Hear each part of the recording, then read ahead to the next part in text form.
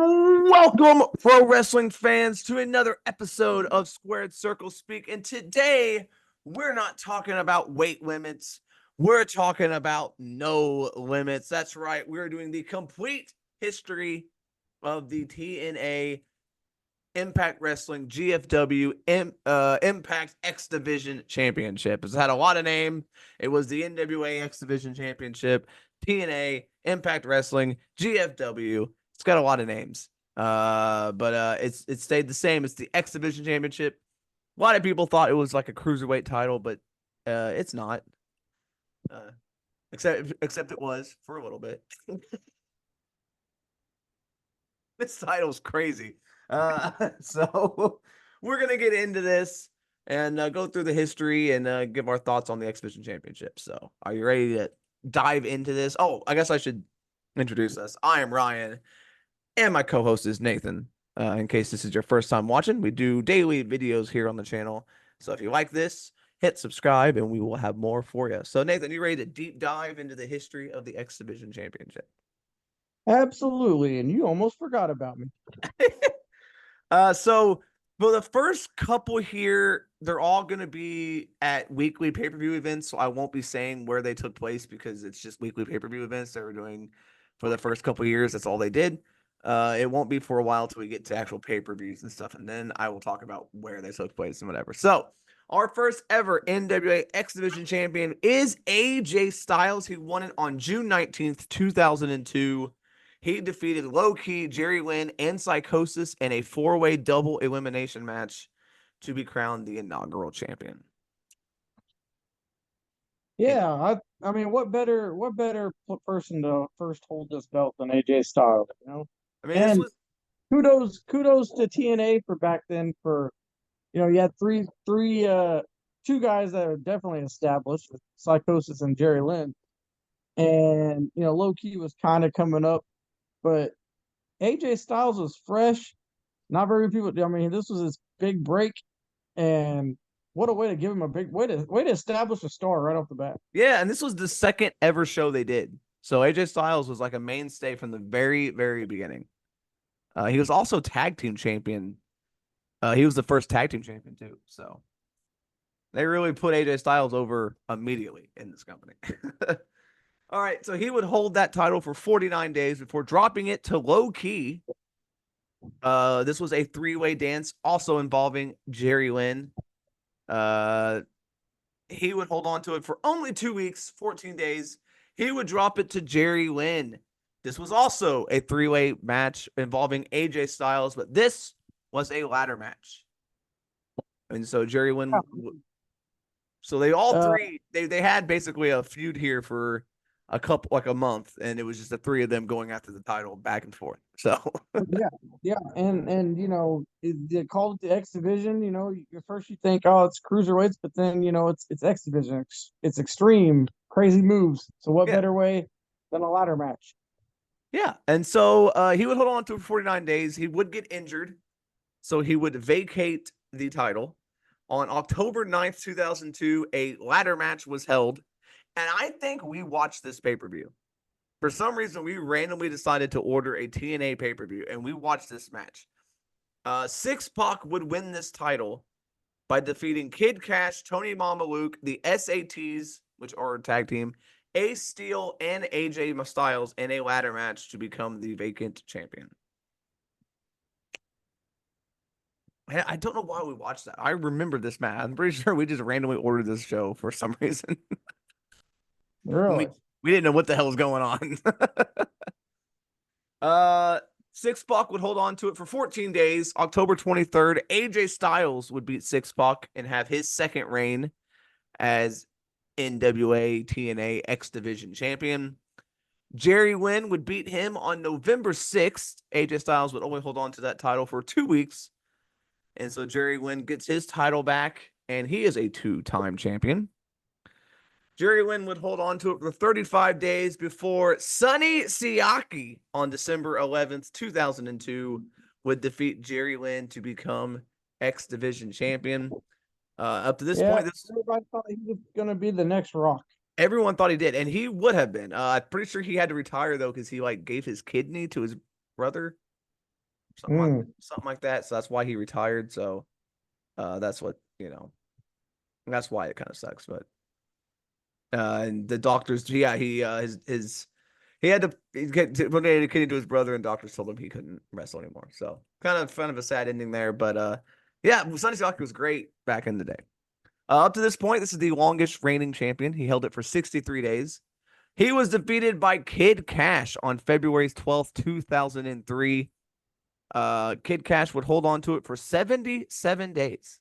So he is now the longest reign in TNA. On April 30th, 2003, Amazing Red would knock off Kid Cash. That's a name you don't hear very often anymore. Yeah. Amazing Red would only hold on to it for 2 weeks before he dropped it to Chris Sabin on May 14th, 2003. This was also a three-way dance involving Jerry Lynn. Sabin unified the X Division Championship with the WWA International Cruiserweight Championship by defeating Jerry Lynn, Frankie Kazarian, and Johnny Swinger in New Zealand on May 25th. So the next week the WWA would officially, I guess, disband. I don't know what the WWA had like 5 shows. So Right. So yeah. So right now we're seeing a lot of this title changes hands a lot. Short reigns, and we're seeing a lot of the TNA originals here. the young guys. Yeah, a lot of TNA originals, people that this is where they got their start. Yeah, Sonny Siaki, AJ Styles, Amazing Red, Chris Sabin, and then we have a Yeah. couple names coming up later that also were here. So Chris Sabin would hold on to it. He would hold on it for 98 days. So that is now the longest reign. You just said short reigns, but they let Chris Sabin hold on to this thing for over 3 months, which is a long time. On August 20th, Michael Shane would take the X Division title. This was the first ever Ultimate X match. It was Michael Shane, Frankie Kazarian, and Chris Sabin. So this was Ultimate X with the unique concept. Michael Shane would hold on to it for 140 days. That's one of the longest reigns. So that is now the longest reign so far. We are on to 2004 now. Chris Sabin would defeat Michael Shane after that 140-day reign in an Ultimate X match, also involving Christopher Daniels and Low Key. Chris Sabin is in his second reign now as champion. He would hold on to it for 84 days before he would have to vacate the title due to injuries. So we are 2 years into this championship, and already we have 2 vacated championships. Right. So on that same show, March 31st, Kazarian would defeat Amazing Red to win the vacant championship. There's another name, Nathan Kazarian, another TNA original. Kazarian would hold on to it for 70 days before he would drop it to AJ Styles. AJ Styles with his third reign as champion. So Kazarian reign ends at 70 days. AJ Styles would hold on to it for 49 days. Before July 28th, 2004, we had co-champions. It was a triple threat X Division match between Kazarian, Michael Shane, and AJ Styles. Kazarian and Michael Shane would both pull the belt down at the exact same time, meaning they were co-champions. Yeah, it was kind of, we see that a lot nowadays with the co-champions and co-tag team champions and all that stuff, but this was unique back then. This hadn't happened very often. Like maybe the Freebirds, and that was about it. Yeah. So this was different. They would only be coach. This is both their second reigns. They would only be co-champions for 2 weeks because then they would hold a 22-man gauntlet for the gold, which Petey Williams defeated Amazing Red in the finals to have his first ever reign. You talk about, someone who's influential. Petey Williams, the creator of the Canadian Destroyer, which is now the most overused move in professional wrestling. Yeah. Who would have guessed that a crazy move like the Canadian Destroyer, a flipping pile driver, would become the next DDT? Right? So Petey Williams would hold on to it for 158 days. That is now the longest reign so far. And now we're to pay-per-views. So at Final Resolution 2005, January 16th, AJ Styles would end the reign of Petey Williams in an Ultimate X match that also involved Chris Sabin. So this is AJ Styles' 4th reign as champion. All right, yeah, he's definitely establishing himself. I mean, also in this time frame, he had already won the tag team titles and the heavyweight title, so he was in a very short period. He was already the Triple Crown champion, but he's Pretty sure he definitely held the world title like twice too in this time frame. So yeah, but he's definitely established himself as one of the top X Division guys he too. was Mr. TNA, He was. especially this time. So AJ would have a 56-day reign at Destination X on March 13th, 2005. Christopher Daniels would take the title in an Ultimate X match. And guys, you're going to hear the term Ultimate X a lot for this title. That also involved Elix Skipper and Ron Killings. I don't remember Ron Killings being in an Ultimate X match. For those of you that don't know, that's R-Truth. Christopher Daniels would then hold on to this title for 182 days. So Christopher Daniels now has the longest reign. He would hold on to it for until September 11th, 2005. Well, that's it. AJ Styles would begin his 5th reign, defeating Christopher Daniels and Samoa Joe in a 3-way dance. That is that amazing main event triple threat. If you have not seen that match, definitely go check that one out. AJ, Daniels, and Joe from Unbreakable is one of the best matches of all time. Right. So AJ would hold on to it for 91 days in his 5th reign. He would drop it at Turning Point in December 11th, 2005 to Samoa Joe. Joe would then have a 91-day reign himself. On March 12th, 2006, he would drop it back to Christopher Daniels. Daniels makes him a 2nd reign as champion. This was also an Ultimate X match, also involving AJ Styles. So here we go again. AJ Styles in another little feud here with 3 people, which is very reminiscent of the original title reigns of this belt. They rehashed it 3 years later. Right. So Christopher Daniels in his 2nd reign only held on to it for 29 days. On an episode of Impact, Samoa Joe would defeat Christopher Daniels to start his 2nd reign as champion. He would hold on to it for 70 days before dropping it to Senshi, aka Loki, which would start his 2nd reign as champion. This was also a 3-way dance involving Sanjay Dutt. Senshi's reign would last from June 19th, 2006 till October 22nd, 2006 at Bound for Glory. That makes it 125 days. So Christopher Daniels still has the longest reign. Chris Sabin would defeat Senshi at Bound for Glory to start his 3rd reign. Lots of multiple reigns here. Yeah. Speaking of multiple reigns, the next champion is AJ Styles to start his 6th reign as champion. Chris Sabin's reign was 2 days. Yeah, we're gonna see a lot of that coming up. October 24th on Impact, AJ Styles defeated Chris Sabin in the 4th round of the 2006 Fight for the Right tournament. Don't remember what that was. Yeah, I don't remember that one. So this is his 7th reign? 6th. Oh, okay. AJ Styles would have a 13-day reign before dropping it back to Christopher Daniels for his 3rd reign. This was also a 3-way dance involving Chris Sabin. Daniels pinned Sabin to win the title. AJ was not pinned. Daniels would have, that was November 6th. His reign would last till January 14th, 2007, making 69 days as champion. At Final Resolution, Chris Sabin would defeat Christopher Daniels for his 4th reign as champion. This was a 3-way dance involving Jerry Lynn. Jerry Lynn was still wrestling in 2007. I'm not gonna lie, but I think that this belt may have set the record for most triple threats.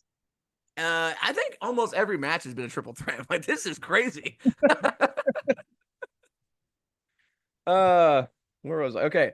So Chris Sabin would have a 154-day reign. On an episode at Slammiversary, Jay Lethal would defeat Chris Sabin on June 17th, 2007. But only 2 days later, on an episode of Impact, Samoa Joe would defeat Jay Lethal for his third reign as champion. Joe's reign would last 54 days before he dropped it to Kurt Angle at Hard Justice 2007, August 12th. I bet not many people knew that Kurt Angle won that belt. So this match was for Kurt Angle's TNA World Heavyweight and IWGP Heavyweight Championship, as well as Samoa Joe's X Division Championship and Samoa Joe's TNA World Tag Team Championship. Angle would hold every single title in this company at this point. That's crazy. His reign would only last 28 days because at No Surrender, September 9th, 2007, Jay Lethal would defeat Kurt Angle. Jay Lethal would hold on to it for 134 days before dropping it to Johnny Devine. I fucking don't remember that at all. On January 21st, 2008, Johnny Devine defeated Jay Lethal on an episode of Impact. He had a 20-day reign. Now okay, so here we go. Jay Lethal would win it back at Against All Odds for his third reign, right? Mm-hmm. This match was a 6-man tag team street fight pitting Lethal and the Motor City Machine Guns against Johnny Vine and Team 3D, in which the person to get the fall would win the championship. What? So they had a 6-man tag, and whoever got the pinfall would become X Division champion. That is the most convoluted. How the hell is somebody in the crowd supposed to figure this out? Like, good Lord. So Jay Lethal would hold on to it for 65 days. On an episode of Impact, Petey Williams would defeat Jay Lethal for his second reign. This was his Feast or Fired championship. They did that thing, Money in the Bank, essentially. Williams invoked it, beat him. He would hold on to it for 152 days. Pretty good run. Still not the longest. Christopher Daniels still has the longest reign. So Christopher Daniels holding down that longest reign. Yeah. 182. We're still going. He would hold on to it till September 14th, 2008 at No Surrender, when Sheikh Abdul Bashir, aka Davari, would defeat Petey Williams and Consequences Creed in a 3-way dance, aka Austin or Xavier Woods. So another 3-way dance. Eric Young would end Sheikh Abdul Bashir's reign at 84 days at Final Resolution 2008, but Eric Young would immediately be stripped of the championship by Jim Cornette due to the championship win being controversial. Oh, that is just. Yeah. Was it a referee screw job or what? I don't know what happened. But then a tournament was held on January 11th, 2009. Alex Shelley defeated Chris Sabin in a tournament final to win the vacant championship. I don't remember Alex Shelley holding this belt either. At Genesis, it was a 63-day reign before he lost it to Suicide. So I don't know who this counts for. We're going to say it's its own, because this was Christopher Daniels and Kazarian playing the character, but we don't really know who was playing it. So it's Suicide's his own character. At Destination X. Now we're into the Suicide stuff. Oh boy. This was another Ultimate X match, also involving Chris Sabin, Consequences Creed, and Jay Lethal. So Suicide's reign lasts 102 days. On an episode of Impact, Homicide beat Suicide.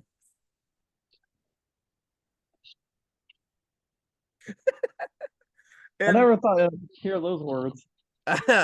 I mean, is Homicide worse than Suicide? Okay. Anyway, Homicide invoked his Feast or Fired championship opportunity to win this belt. He held it 52 days where he dropped it to Samoa Joe at Hard Justice 2009. August 16th, Samoa Joe would hold on to it for 50 days before dropping it to Amazing Red. That was Joe's fourth reign. This is Red's second reign. Red would hold on to it for 106 days. Hey, that's a pretty lengthy reign for Amazing Red. I do not remember this at all. Red would lose it to Douglas Williams on January 19th, 2010 on an episode of Impact. This was another Feast or Fired thing. They did 2 in 1 year. Wow.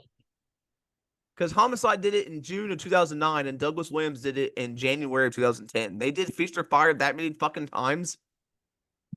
That's and we just had one with Pete Williams. Not that Williams had it in 2008. God, I don't wow. remember that. Jesus. Did they just do it when they wanted, I guess? There was no time frame for it. It wasn't like Money in the Bank. It's just This is we're starting to realize TNA booking here. yeah. So Douglas Williams' reign would end at 89 days because he could not make it to lockdown due to the Icelandic volcano eruption. Damn, that's a That pretty was good when reason. that was when Raw had like 3 people the whole show. So at lockdown they had Kazarian, Homicide, and Shannon Moore in a steel cage triple threat match for the championship. Kazarian would end up winning the title for his 3rd/4th reign. He would hold on it for 28 days before Douglas Williams beat him back at Sacrifice on May 16th for his 2nd reign. This reign would go 113 days before dropping it to Jay Lethal on an episode of Impact, marking his 4th reign. Now we got some live events. Amazing Red would beat Jay Lethal for a 2-day reign, his 3rd reign, and then Jay Lethal would beat him back 2 days later for his 5th reign. Then at Turning Point 2010, Robbie E would defeat Jay Lethal to become X Division champion. Yeah, so Robbie E was at the height of what was that show called? Jersey Shore. I don't even know if it was the height of Jersey Shore. I'm pretty sure Jersey Shore was on its like going downhill when he came in. I'm pretty sure that actually makes more sense for TNA. I'm pretty sure like I don't remember it being like at the height. I'm pretty sure it was like when it had already been on for like years. Yeah, you're probably right. Robbie E would hold on to it for 30 days before dropping it back to Jay Lethal. So Jay Lethal now is on his 6th reign. It would be 33 days before he would drop it to Kazarian, whose 4th reign. This was Genesis 2011, January 9th. So Kazarian's 4th reign would last 127 days before dropping it to Abyss on an episode of Impact. Abyss would hold on it for 55 days before dropping it to Brian Kendrick at Destination X 2011. Brian Kendrick will hold on to the belt for 63 days before dropping it to Austin Aries at No Surrender 2011, September. Austin Aries has broken the record for the longest reign. He held on to this belt for 298 days. He could have been something. He would vacate the title on an episode of Impact on July 5th to invoke Option C in exchange for an opportunity to compete for the World Heavyweight Championship. So this is when Option C became a thing.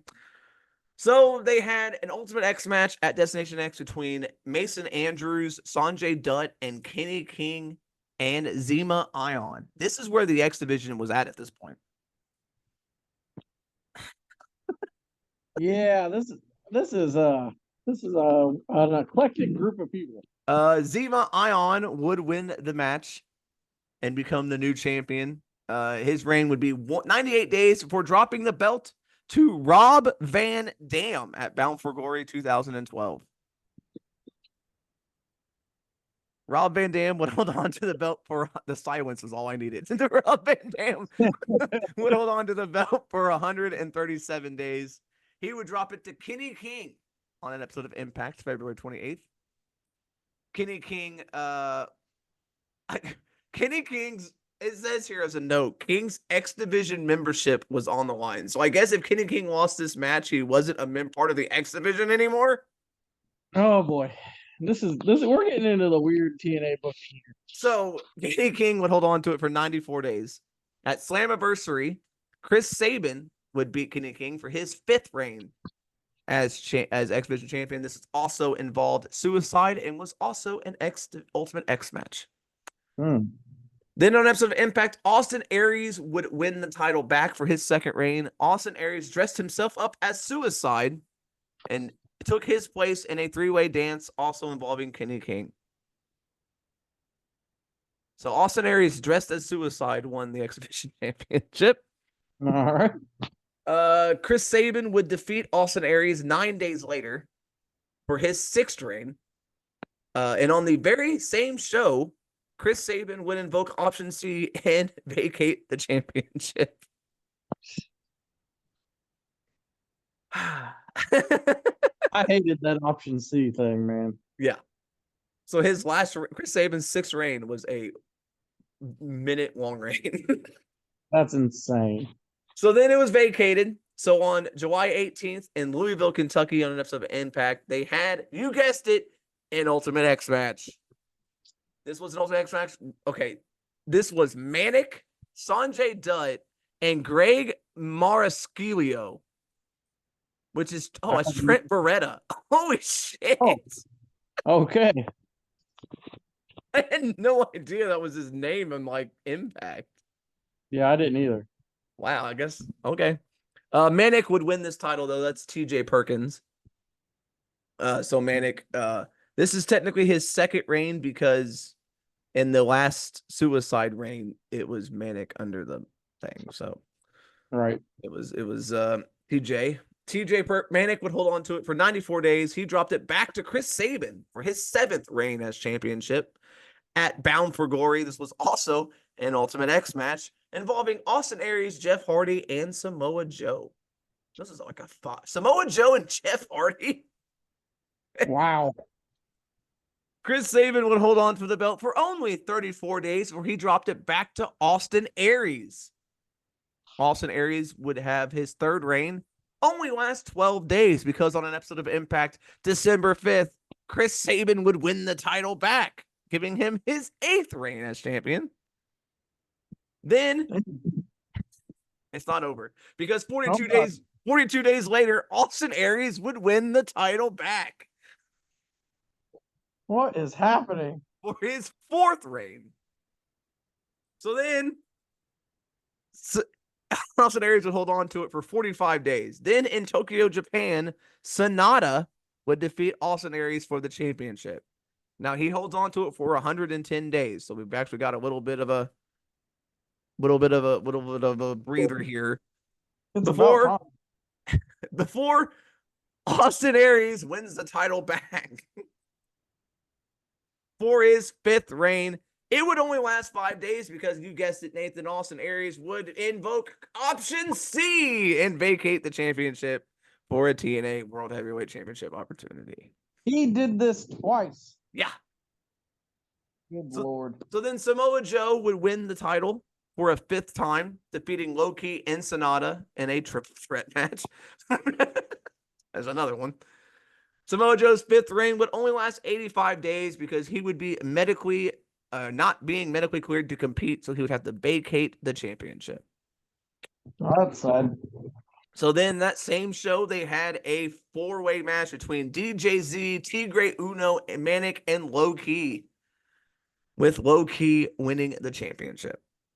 So that is Low-Ki's 3rd reign. This would last 110 days before he would drop it to Austin Aries in his 6th reign. But it would only last 1 day because they taped the next episode of Impact the next day, and Low-Ki would take the title right back. God. So then Low-Ki, his 4th reign would last 23 days before Rockstar Spud would defeat Low-Ki using his Feast or Fire championship opportunity. Oh, boy. This is the state of the X Division in 2015, man. Rockstar Stud would hold on to it for 43 days before he dropped it to Kenny King at Impact Hardcore Justice. This was a 4-way ladder match, also involving Tigre Uno and Mandrews. Kenny King's 2nd reign would last 56 days before he would drop it to Rockstar Spud on an episode of Impact. This was a gauntlet match, also featuring Argos, Crazy Steve, Mandrews, Manic, Tigre Uno, and Zuma Ion. But that same day, Rockstar Spud would invoke Option C. I did not know that happened. Yeah, I think he fought EC3 and lost, I'm pretty sure. Okay, I think I do remember that. So then Tigre Uno would become X Division champion on June 20. Okay, so it was May 10th. Oh, because of tape delays. Okay, I get it. Shit, man. They used to tape all their episodes. It makes this title history so confusing. So June 24th, Tigre Uno would become X Division champion by defeating Grado and Low Key in a 3-way elimination match. Trevor, it was 199 days. Hey, we had some consistency now with this X Division title. Because then Trevor Lee on January 9th, 2016 would defeat Tigre Uno to become champion, his first reign, and it would last 155 days. So what, we are on a roll now. That's Cameron Grimes for anybody that doesn't. And then it falls apart because Eddie Edwards would defeat Trevor Lee at Slammiversary. It was a 4-way match also involving Andrew Everett and DJZ. This would last 2 days because then Mike Bennett would defeat Eddie Edwards. And then Mike Bennett's reign would last 1 day. And then Eddie Edwards would take it right back in an Ultimate X match that also included Andrew Everett, Braxton Sutter, DJZ, Mandrews, Rockstar Spud, and Trevor Lee. What kind of hell of an Ultimate X match? That's like 8 people. So then Eddie Edwards his second reign would last 28 days. Then on an episode of Impact, Lashley would become X Division champion. This was a winner-take-all 6 sides of steel match for the X Division Championship and Lashley's World Heavyweight Championship. One of the biggest guys to win the X Division title. Him and Samoa Joe, for sure. Kurt Angle, I guess. So then, on August 12th, 2016, Lashley unified the King of the Mountain Championship with his TNA World Heavyweight Championship and then vacated the X Division Championship. Good Lord. So then they had DJZ win an Ultimate X Gauntlet match. Now, what the fuck is that?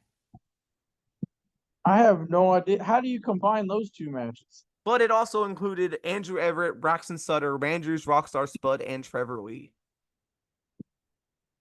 So then DJZ was champion for 148 days.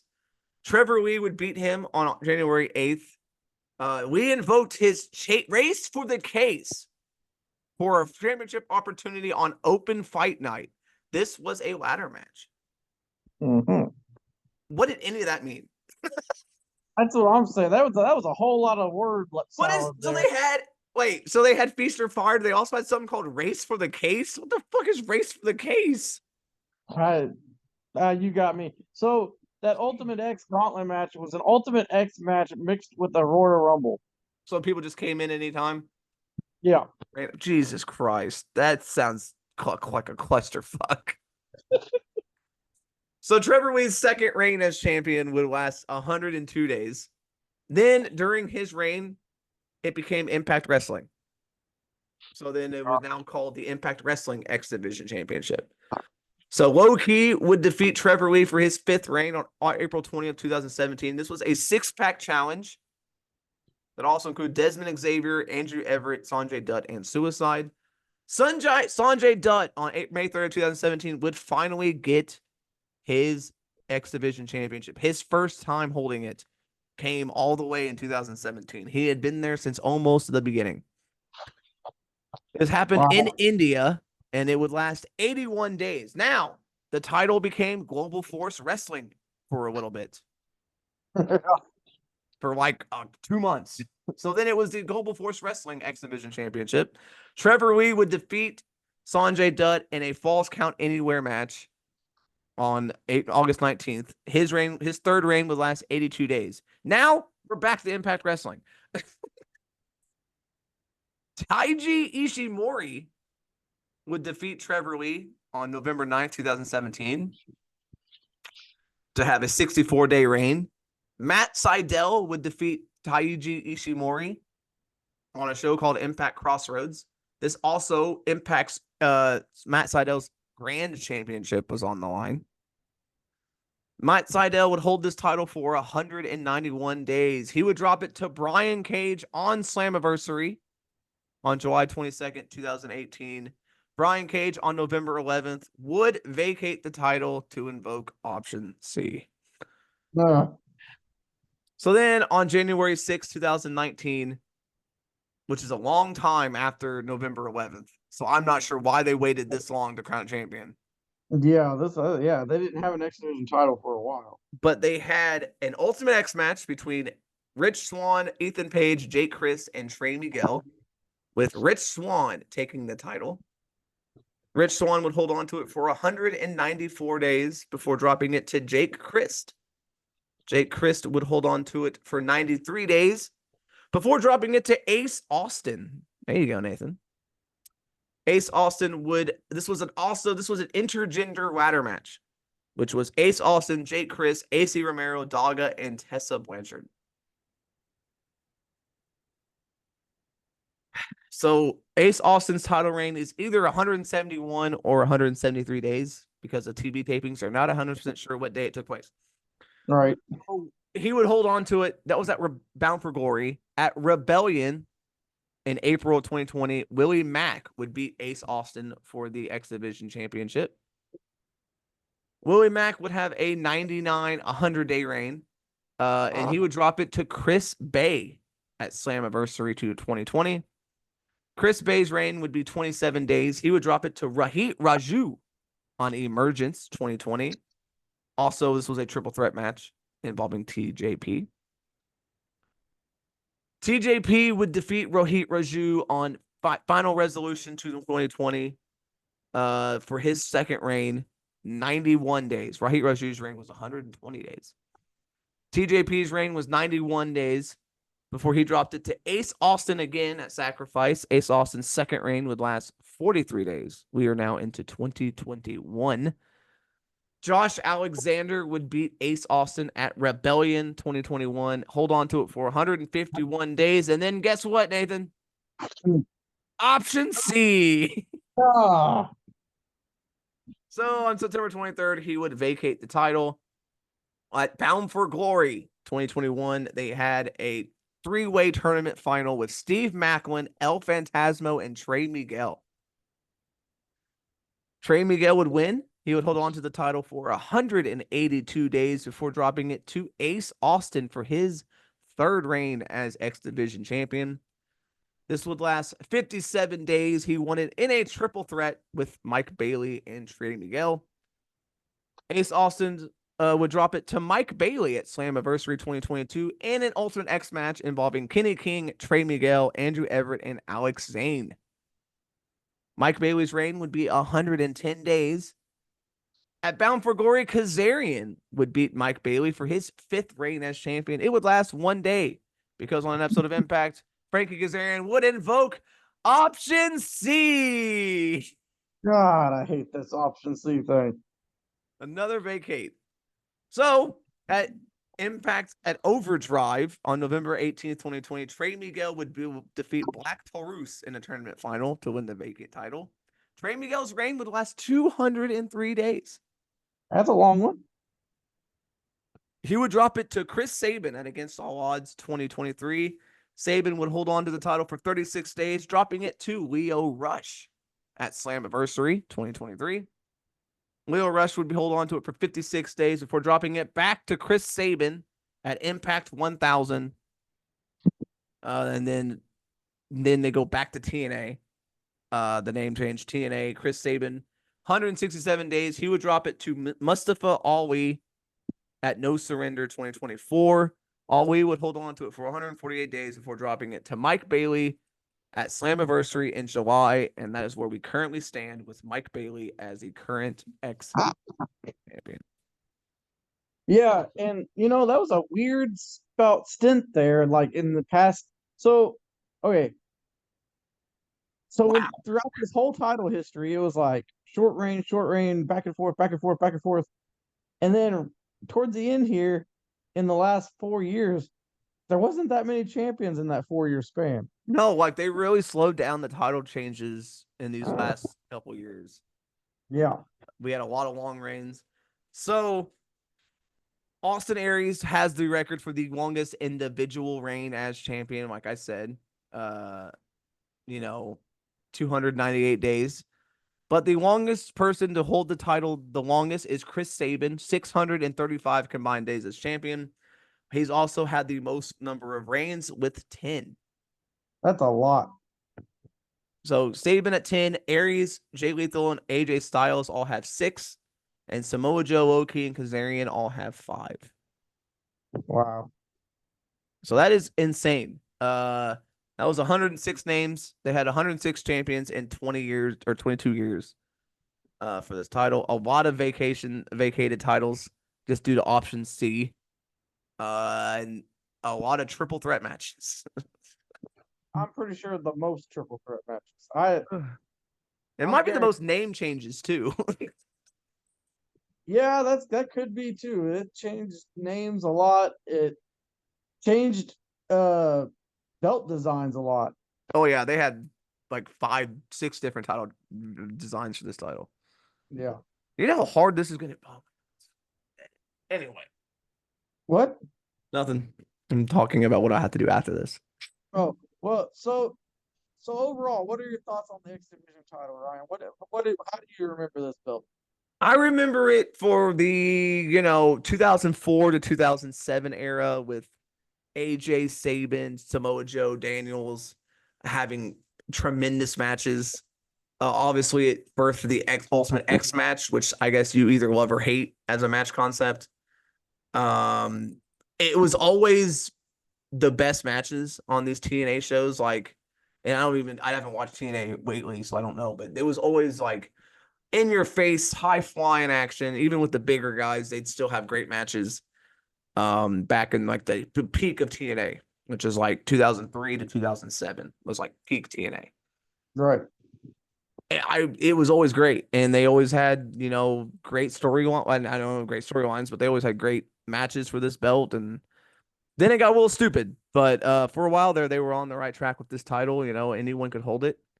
It wasn't. It was mostly cruiserweights, but it really wasn't a cruiserweight title. It's always weird that this was the only other. I mean, they tried it with other titles, but this is like the secondary title. It's weird that for the longest time this was it. They had the world title and then this title. Yeah, I mean, it was like an intercontinental title, hardcore title, and cruiserweight title all mixed together. Yeah. I mean, now they have the digital media championship, and they've had the grand title and the King of the Mountain title and all that before. But yeah, this was the only title, the only other singles title in the company for a long time. So I have fond memories of the X Division Championship. I mean, it's still going around, but I don't watch TNA now. But when I was a pretty big TNA watcher, I mean, the X Division matches were always my favorite matches. Absolutely. So it was called X Division for a reason. I mean, it was crazy. It was originally like a hardcore title. Like it was originally like there was no rules. Yeah. And then they very quickly dropped that, and then it just became kind of just a normal title. I know for a while there, I'm pretty sure when Hogan was in charge, it was like it could only be contested under triple threat matches. I'm pretty sure that was a rule for a while when Hogan was in charge. Wow, maybe that's why there's so many. I'm pretty sure I remember that happening, and it was like, what are we doing? But I'm pretty sure for a while there, it could only be contested under triple threat matches. So, Wow. well, yeah. So there you go, everybody. That is the history of the X Division Championship. I didn't realize they had that many people hold. That's insane. I mean, it's a long time, man. We had 20, it's It has 20, been 22 years, so 2 years. So yeah, if you like this, hit the like button, hit the subscribe button so we can do some more title histories in the comments. See if you can give us some more title histories that we should do, and we'll definitely do them. And hit the notification bell so you can be notified when we upload another title history. And we'll see you on the next one. in the next one, we're going to be going around the world of non-AEW and WWE and looking at the roll call of champions and seeing who is currently champions of other organizations we don't really watch too often. So join us for that. We'll see you in that one and the next one. And as always, thank you for watching. See ya. Later.